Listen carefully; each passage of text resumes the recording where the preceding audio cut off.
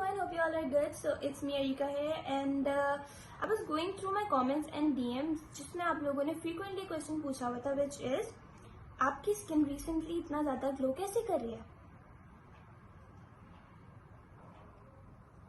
So I decided to share my little secret with you guys, which is मैंने अभी कुछ दिनों पहले अपनी ब्यूटिशियन की एडवाइस पे ये क्रीम यूज करना स्टार्ट की, which is current beauty cream. And I notice कि मतलब मेरे जो एक्ने या पिंपल के डार्क स्पॉट्स थे या पिगमेंटेशन थी मेरी स्किन पे, वो काफी ज्यादा लाइट हो गई है और उसके अलावा मेरी स्किन ग्लो करना शुरू हो गई है.